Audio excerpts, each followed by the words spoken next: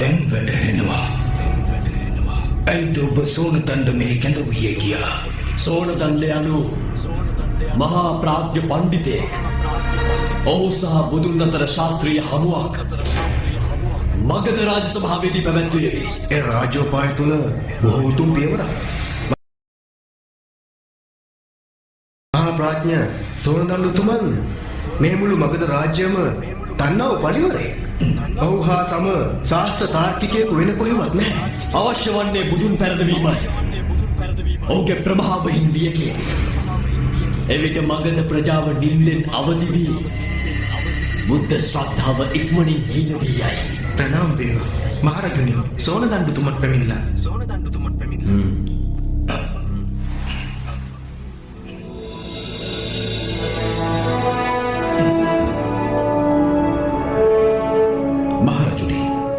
මම ඔබගේ ආරාධනය ඉවසා මේ පෙනී සිටීමට තීරණය කළෙමි.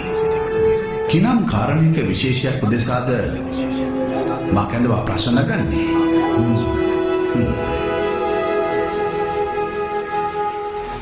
මට ඔබත් ඒ වගේම බුදුන් අතරත් ආධ්‍යාත්මික විවාදයක් පැවැත්වීමට අවශ්‍යයි. මේ විවාදයෙන් අනතුරුව මගධ ජනයාගේ මහා ශාස්ත්‍රූවර බුදුන් එක් නාමයක් පමණක් විය යුතුයි. බුදු මායාවන් මවාපානයේ අභ්‍යන්තරේ කිසිවක් නැති වංචනිකෙක් බව ඔප්පු විය යුතුයි. මහරජ, එයනම් ඔබේ කැමැත්ත මායසේ සිදු කරන්නම්. අනිවාර්යෙන්ම ඒ මගේ හෝ බුදුන්ගේ හෝ අප දෙදෙනාගේම ඥාන විභාගයට අනගිය අවස්ථාවක්. එපමණක්ද එයින් ප්‍රජාව ප්‍රතිලාභ ලබා. සෝනදණ්ඩ ප්‍රජාව ගැන පසුව සිතන්නේ. මහරජගේ ප්‍රතිලාභය මුල් පෙළට ගන්න. මේ තුළින් අපට අපේ ඥාන වෘත්තියක් අවශ්‍ය වන්නේ නැහැ. අප ඒකාන්තයෙන් ඒ පුතුරදුන් පරාජය කළ යුතු වනවා. අපට අවශ්‍ය ඔහුගේ පෞරුෂය විඳින්නටයි. මගධේ ආත්මය ඒ ඔබේ අතේ පවතින්නේ සෝනදණ්ඩ. අද දවසේ අපගේ අවශ්‍යතාවය වන්නේ බුදු දසුනට කිසිසේත් ඉඩ නොදීමයි. එයින් මගධේ සම්මානයට පාත්‍ර වේ නම් එය සාර්ථක වෙන්නේ. අප හැකි ඉක්මනින් බුද්ධ ගෞතමයන් මේ කැඳවන්නට සැලසුම් කරමු. බලන්න මෙහිදී මා ඔහු වේදෙහි උපනිෂද්හි හෝ දර්ශනයන් සිද්ධාන්තයන් තුළදීම මම්මුලා කර දමනයි. කුලගුරුනි, මේ සඳහා බුදුන්ට යවන්න ආරාධනය. එසේ මහරජුනි. එසේම ඔබ දැන් සිටම සූදානම් වන්න. ඔබේ අභිමතය ඉටු වේවා මහරජ. මේ උපාය නම් වරදින්නේ නැහැ කිසිවිට.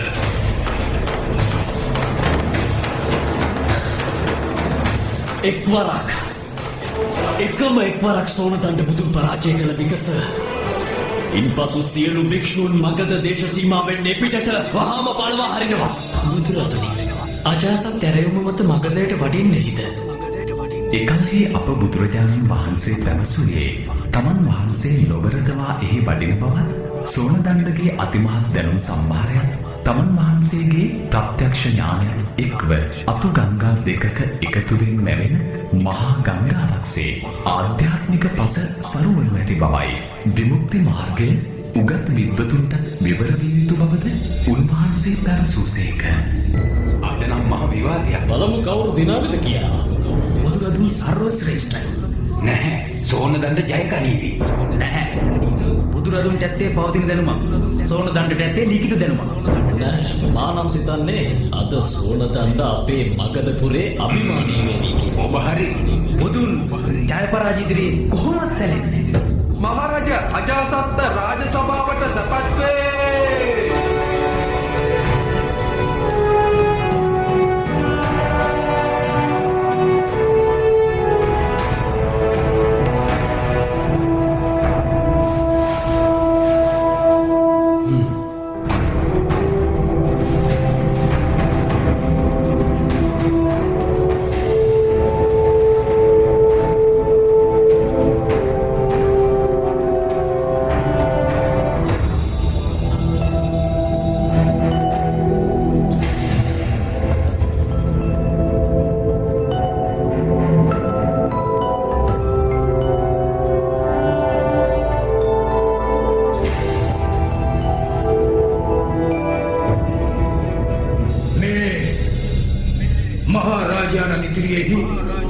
වන්දනීය බුදුරදුනි සහ මහා ප්‍රාඥ සෝනදණ්ඩේනි මේ රාජ්‍ය සභාව ඔබ පිළිගනු ලබනවා.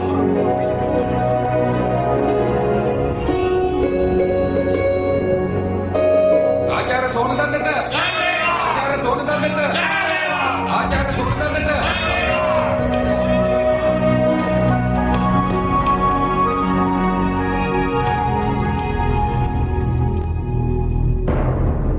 අද මේ සුබ දිනේ මහා රාජාණන් ඉදිරියේ මේ රාජ්‍ය සභාව විදග්ධ විචාරයෙන් යුක්තයි. මේ විචාරයන් රැස්ව සිටින සමගයේ ප්‍රඥා වෘද්ධියට හේතුයි. මේ දෙදෙනාටම ආරම්භයේ අදහස් ප්‍රකාශයට ඉඩ දෙන්න. කිසියම් එක් විෂයක් ඔස්සේ තම මතය ප්‍රකට කළ හැකියි. අප ඔබට වඩා වයසින් ජේෂ්ඨයි. එනිසා විෂයපතේ තෝරා ගැනීම ඔබ වහන්සේටම බාර දෙනවා. එයින් කවර විෂයපතයක්ද සාකච්ඡා කරන්නේ? පණ්ඩිත සෝනදණ්ඩගේ ඇරයුම පිළිගත් බුදුරජාණන් වහන්සේ සෝනදණ්ඩගෙන් පෙරලා විමසන්නේ වේදේ කරුණුද ගුරු කොට නිදර්ශන දක්වමින් සැබෑ බ්‍රාහ්මණයෙකු සතුව තිබිය යුතු ලක්ෂණ පැහැදිලි කරන මෙනි. වේදය කියවීම තමා සෝනදණ්ඩයන්ගේ පරම දක්ෂතාව. වේදයෙහි අවුල් සහගත තැන් සියල්ලම ඔහු හොඳින් හඳුනනවා. ගෞතම බුදුනි සැබෑ බ්‍රාහ්මණයෙකු සතු ලක්ෂණ පහක් තිබෙනවා. සුන්දර රූපය, මන්ත්‍රෝච්චාරණ වේද වේදාංගයන්ගේ ප්‍රවීණතාව, සිල්වත් පැවැත්ම, රුධිර පාරිශුද්ධතාව, මනා ඥානයෙහි යහ කර්මය. එතැන්හි අප භාග්‍යවත් තථාගතයන් තවත් පැහැදිලි කරගනු පිණිස මේ ලක්ෂණවලින් එකක් හැර ඉතිරි සතරින් සපිරි අයෙකු බමුණෙකු ලෙස නම් කළ හැකිදැයි විමසා වදාළසේක. රූපය තිබුණත් ඔහුට කුමටද අනෙක් සතර එසේ පිහිටා නොමැත්තේ නම්? සුන්දර රූපය, මන්ත්‍රෝච්චාරණ වේද වේදාංගයන්ගේ ප්‍රතිභාව, සිල්වත් ඥානය හා රුධිර පාරිශුද්ධතාව සසදන්නට බැහැ. ඔබ මෙලෙස වර්ණය පිරිහෙලා දැමීම අනුචිත පිළිතුරක්සේ අපට හැඟී යනවා. ඔහු මේ ප්‍රශ්නයට දුක් පිළිතුර සදස්මයි. මේ හෙලා දුටුවේ බ්‍රහ්මණ අභිමානයයි. එලෙස සභාගර්භයෙන් නොසන්සුන් වන බව දුටු අප තථාගතයන් සෝනදණ්ඩ නූගත් නොමනා වස්තෙපලන අනුවනයකැයි සිතන්නේ නම් තමන් වහන්සේ සමග කතා කරන ලෙසත් ඔහු උගත් මනා තිබුලති ප්‍රාඥයෙකු යැයි හඟින්නේ නම් සෝනදණ්ඩට තමන් වහන්සේ හා සම්වාදයට ඉඩදෙන ලෙසත් පැවසූසේක. එතැන්හි කලබලේ මදකට සමනය විය.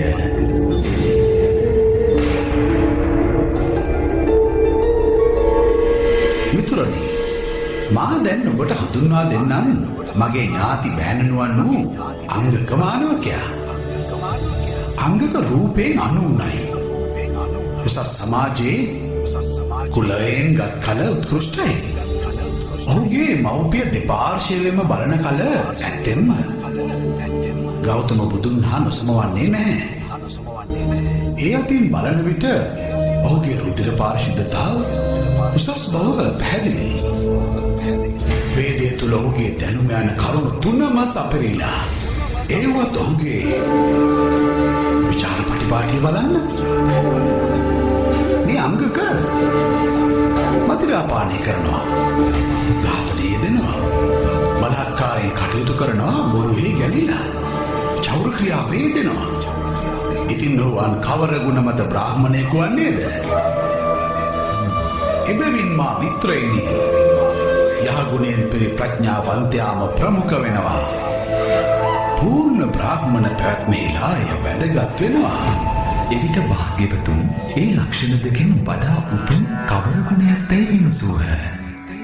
සත්ක්‍රියාව සහ ඥානය අතර එකක් උසසු වේ.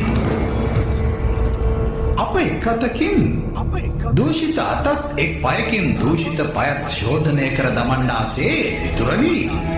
සත්ක්‍රියාව හෝ ප්‍රඥාව එකක් අනික පරිපූර්ණ කරවයි. සත්කර්මය කෙනෙකුගේ විචාරය තුළ ප්‍රඥාව බිහි කිරීමට හේතුවේ.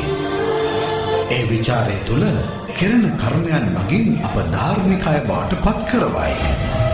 ඒ තමයි ජීවිතයෙහි ගුඩ මන්ත්‍රය. උතුම් ඒ දාම උතුම් සෝනදන්න ඔබ මගේ අභිමානය වඩවනවා.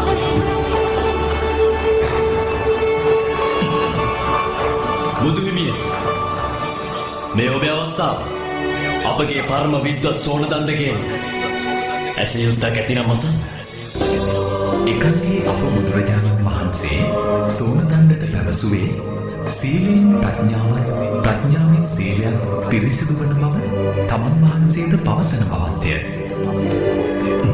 ඉන්පසු භාග්‍යවතුන් සෝනදණ්ඩගෙන් විමසුවේ ඒ සීලයත් ප්‍රඥාවත් කවරාකාරී ගුණාංගයන්ද එගුණ උපරිම තලයට වඩවාගත හැක්කේ කෙසේද යන පැස්විත්වයයි.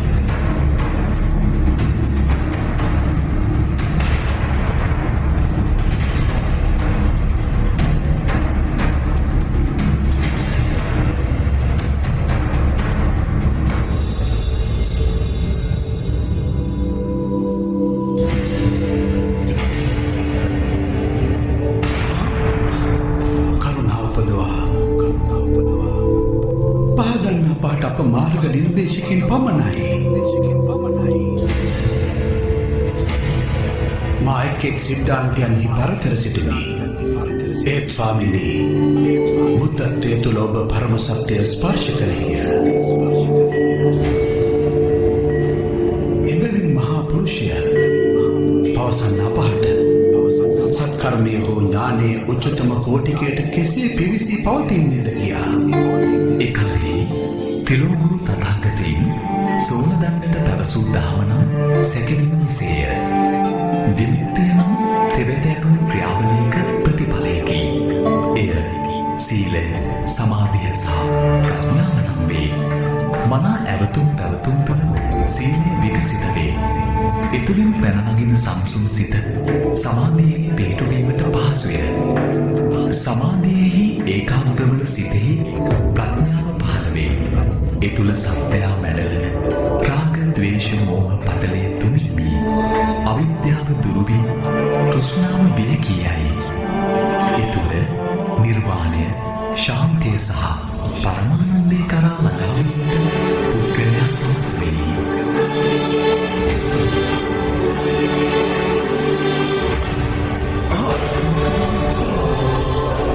මහා කරුණා සිරිලා කරේ ඔබ මානෙත් විවර කළේය. මම කල් අන්ධකාරයේ ගිලී සිටි හැක්මි. මහා පුරුෂය මා ඔබගේ අනුගාමිකයෙක් වන්නේමි. අද සිට මම ඔබ වහන්සේ අනුග සරණදී බුදුරජුනි. මෙසේ අප මුනිදුන් විසින් දේශනා කළ පසු කලක සූත්‍ර පිටකයේ දීඝ නිකායෙහි සීලක්ඛන්ධ වග්ගයට අයත් සෝනදණ්ඩ සූත්‍රය ලෙස ප්‍රකට වූ ධර්ම කාරණාවන් අඩංගු නිදාන කතාවෙහි වෙනස්කම් ඇත. අවසන සෝනදණ්ඩ බ්‍රාහ්මණත්වයම බුදුන් සරණයට පෙරසීම තුළම නිර්මල බුදුදහම අනාදිමත් කලෙක සිටම තර්ක සයුරෙන් මතු වූ අරවින්දයන්සේ මිලින නොවී තවමත් ලොවෙහි පවතින බව ප්‍රකට වේ. පැමිණෙන්න මගධ ශිරෝමණි පරම ප්‍රඥ බ්‍රාහ්මණය ඔබ දැන් භික්ෂුවක් වෙලා. ඉමහත් ඛේදයක් ඔබගේ මේ පරිවර්තනය. මහරජුනි, මගේ පරිවර්තනය ගැන ඔබට නැගෙන්නේ කෝපයක්. එලෙසම ඛේදයක්. අපගේ ඛේදේ හානිය ඉතාමත් බලවත්. ඔබ හෙලා දුටුවා මුළු බ්‍රාහ්මණ ප්‍රජාවම මගධ දේශය හා එහි රජ වූ මාද ඔබ මාගේ තුවාලය ලබනේ නැවත නැවත පාරන්නාසේ ගොස් බුදුන්ගේ අනුගම්මිකයෙක් බවට පත් වූවා. බුදුරදුන් එල්දී හිස නැමෙන්නේ අනායාසයෙන්මයි මහරජුනි. ඔබ එදින ඔහු මගධ නරේන්ද්‍රයන් හා සමකොට ශීර්ෂ ප්‍රණාමය කළා. වන්දිය ඔබගේ ශීර්ෂයමයි. මගධයට කළ වරදට දඬුවම එයයි. මම ඒ බුදුරදුන් හා විවාදයට පිවිසෙද්දී මගේ ඥානය ගැන අහංකාරයෙන් සිටියේ. ඒ බුද්ධ තේජස ඉදිරියේදී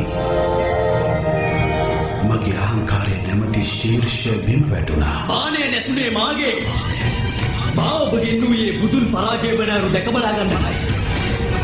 නමුත් ඔබ එතන පරාජයට පත් වුණේ. මහරජුනි, මා සංඝ ශාසනයට කැපවී කටයුතු කිරීමත් සමගම මගේ පවුලත් ජාතියත් ධර්මකායත් අල්ප නොකළෙමි.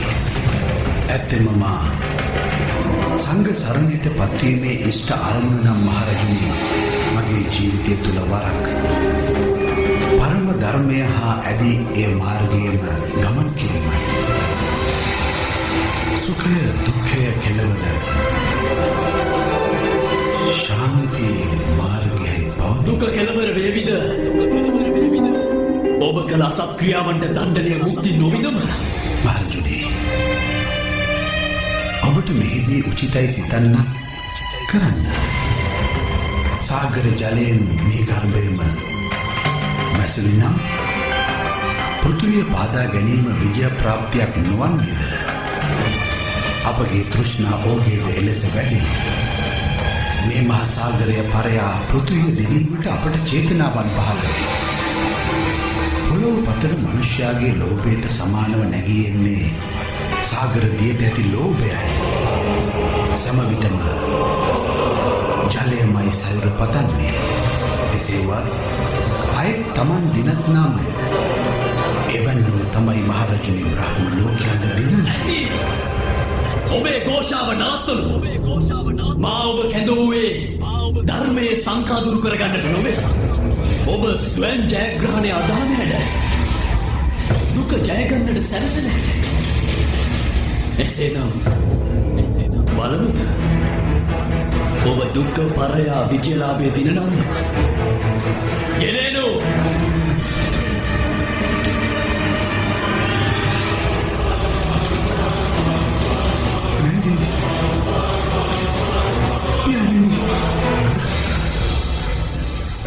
ඔබ පරම ප්‍රඥ සෝන දණ්ඩ. ඔබ තවමත් සුඛය හෝ දුක්ඛය දින නැහැනොද? සිදු දෙහි දෝෂය මට හිමි. ඇයිද මගේ මහත් පියත් මෙසේ දඬුවමට ලක්වන්නේ? ඔබේ බුදුන් කියා තිබෙනවා අපි සැම එකිනෙකාට සම්බන්ධයි කියා. දණ්ඩනය ඔබට පමණද? නැතිනම් මවට හෝ පියාටද? කවර වෙනසක්? වරදකරු වැඩියෙන් විදවීමයි අවශ්‍ය. දැනෙන තැනටමයි පහර දිය යුතු. ඔබටද වෙනසක්? පුත්‍රේ, දුක් වීමට අවශ්‍ය වන්නේ නැහැ. නිවැරදි මගටයි පිවිසී තිබෙන්නේ. ඔබ සිද්ධාර්ථයේ පතන බ්‍රාහ්මණ වංශිකයෙක්. මෙසේ පරම ප්‍රඥා ප්‍රාප්තියට කැප වූ සත්‍යෙක් ඔබ.